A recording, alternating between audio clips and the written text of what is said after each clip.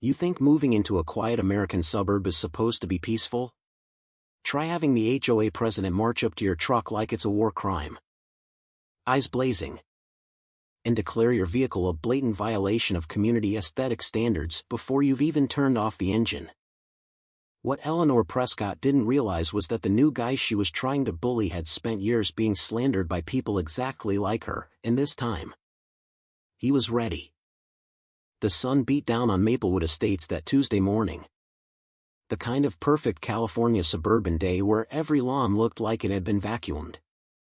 Ryan Keller killed the engine of his bright blue U-Haul and stepped out, stretching after the long drive. He had inherited his late aunt's place on Elmwood Lane after she finally sold and moved away. Broken by years of this exact nonsense. He wasn't here for drama. He just wanted quiet. But quiet wasn't on the menu. Eleanor Prescott was already power-walking across the street in her pastel pink tracksuit. Blonde bob not daring to move in the breeze. Clipboard in hand like a weapon. She stopped 3 feet from him. Arms crossed so tight her knuckles went white. "Excuse me. That truck is in direct violation of our community aesthetic standards," she announced. Voice dripping with the fake sweetness of someone who practiced the speech in the mirror. "Blue moving vehicles are not permitted during daylight hours. It disrupts the visual harmony we've worked so hard to maintain." Ryan blinked slowly. The same calm expression he'd worn when the last HOA spread rumors that he was antisocial and bringing down property values back in his old neighborhood. Those lies had cost him friends, clients, even a promotion. He had learned to watch, to wait, to record. He pulled out his phone casually, thumb hovering over record. "I'm sorry, ma'am. I must have missed that in the bylaws. Could you point me to the exact section?"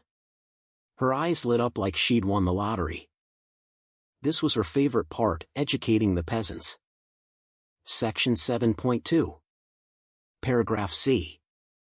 No brightly colored commercial vehicles shall be visible on residential streets between 7 a.m. and 7 p.m. It's been in place since I became president 9 years ago. I take these standards very seriously. 9 years. Ryan filed that away. Most states and bylaws cap terms at 6. But he'd check later. For now. He just nodded politely. "Appreciate the clarification. I'll get it moved right away." She looked almost disappointed he didn't argue. As the movers started unloading, she dialed her phone dramatically. "Yes. This is Eleanor Prescott, HOA president. We have an unauthorized vehicle causing a disturbance at 142 Elmwood. Please send someone." The cops showed up 20 minutes later looking like they'd rather be anywhere else. The older officer sighed the second he saw her. "Mrs. Prescott. What seems to be the issue this time?" She launched into her rehearsed monologue about aesthetic integrity and protecting property values for real families. Ryan stood quietly, phone still recording in his pocket. When the officer asked for the exact rule, she recited it with smug confidence. The cop rubbed his temple. "Ma'am, HOA presidents serve 6-year maximum terms in this state unless bylaws say otherwise. You've been in that role 9 years?" Her smile froze. "I've dedicated my life to this community. The residents re-elect me because I care." The younger officer muttered something that sounded suspiciously like "here we go again." They told her the truck was legal and to let the man move in. Eleanor's face flushed crimson, but she recovered with a tight smile. "Welcome to Maplewood, Mr. Keller." Ryan Keller. She studied him like a shark smelling blood. "I do hope you'll take our standards seriously. We've had to encourage several families to find more suitable neighborhoods when they couldn't comply." Ryan smiled back. The same smile he'd given the last people who tried to ruin his life. I'm sure we'll get along just fine. That was the spark. What followed was a masterclass in bureaucratic terrorism wrapped in pastel cardigans.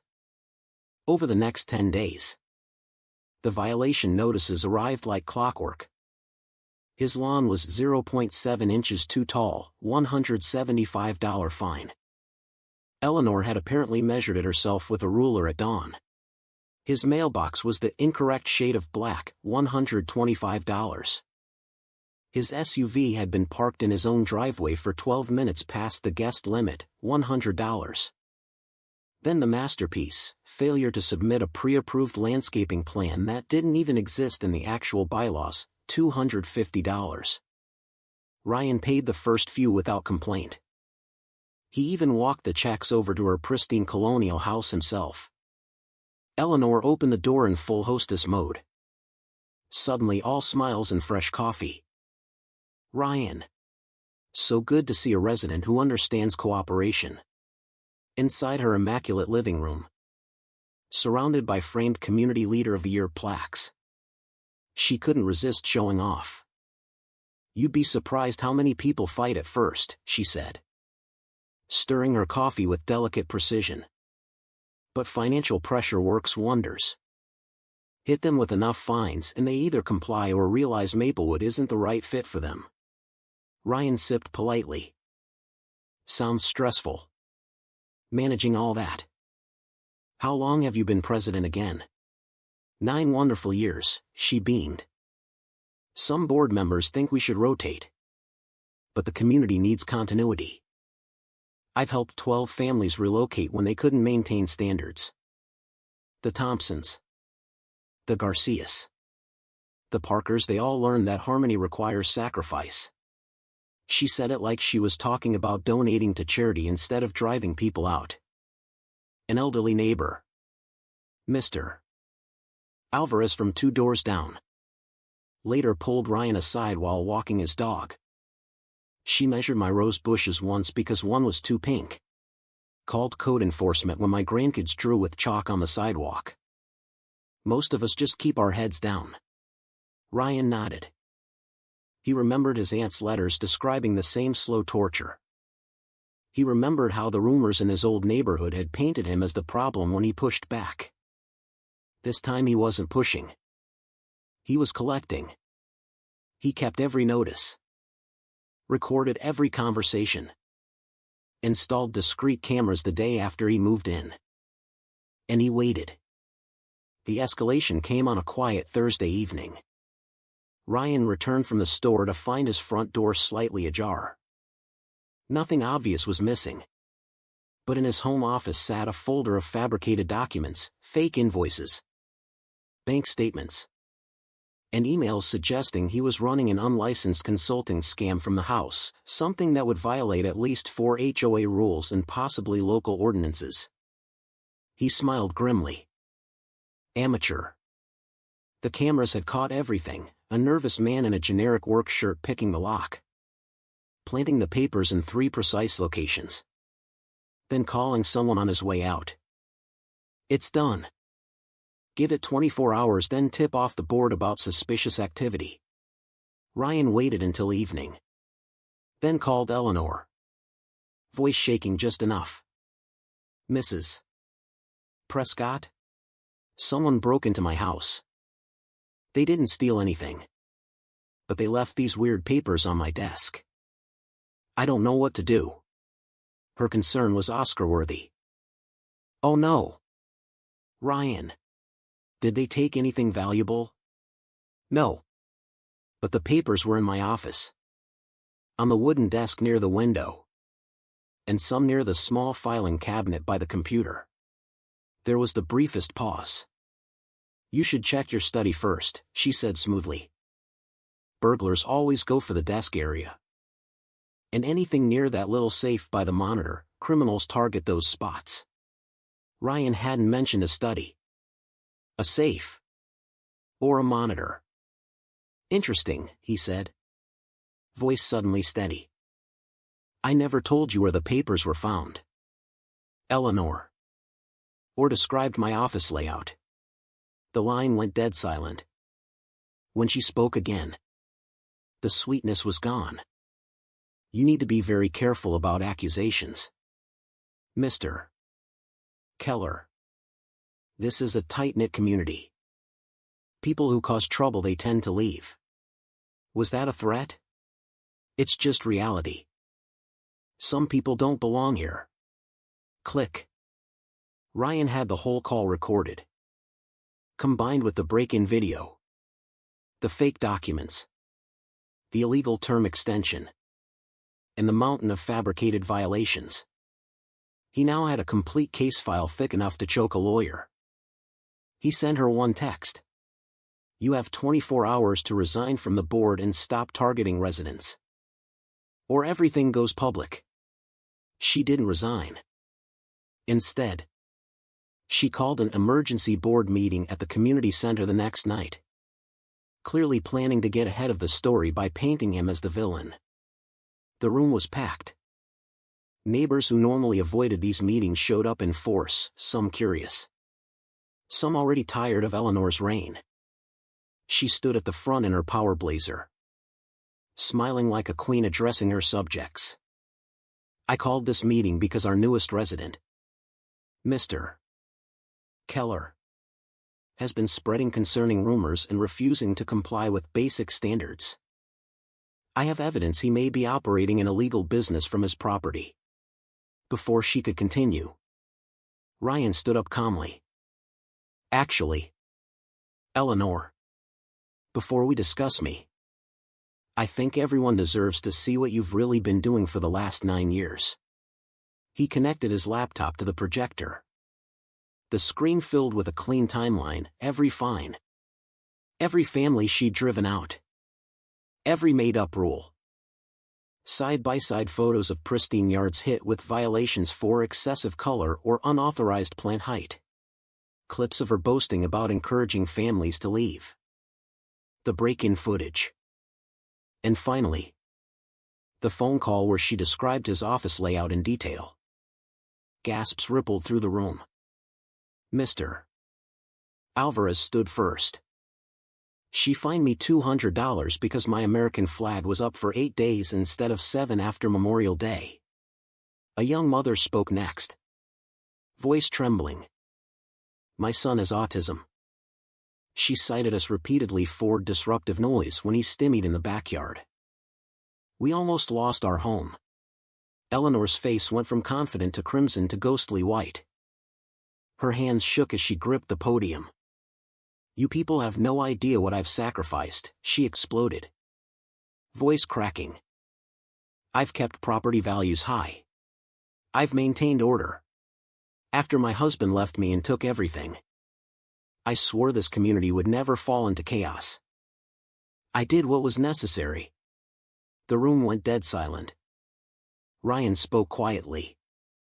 Terrorizing your neighbors won't fix your personal pain, Eleanor. It just makes you the bully you claim to hate.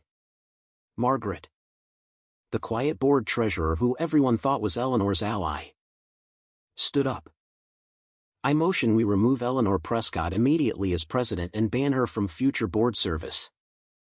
All in favor? Every hand in the room went up.